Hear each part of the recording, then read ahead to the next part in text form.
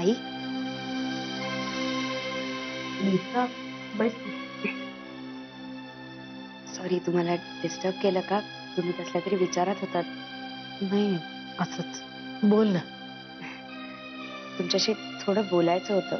म्हणजे तुम्हाला वाईट वाटणार नसेल तर एक विचारू का? नेत्रा, तुझ्या बोलण्याने कधी वाईट वाटलंय का मला? बोल. नाही तसं नाही, पण त्या त्या आल्या आहेत ना. आई अहो, मला खरंच माहिती नव्हतं की त्या गौरांगच्या आजी आहेत.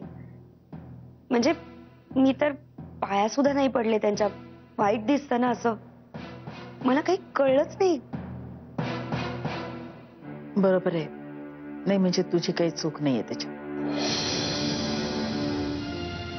आम्ही कोणालाच त्यांच्याबद्दल कधी बोललो नाही. हो ना, म्हणजे मीही तोच विचार करतेय की आपल्याला कसं काही कुणी सांगितलं नाही आतापर्यंत. कुणालाच कसं माहिती नाहीये याबद्दल. नेत्रा, सत्यजितची तशी ताकीदच होती सगळ्यांना. मुधोळकरांच्या कोणत्याही नातेवाईकाचं नाव या घरात घ्यायचं नाही.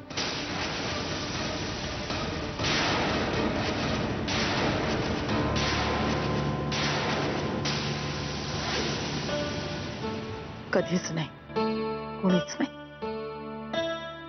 आणि म्हणूनच त्यांचा उल्लेख नाही झाला. असं का पण आई? म्हणजे असं काय घडलं की दादांनी असा काहीतरी फतवा काढावा?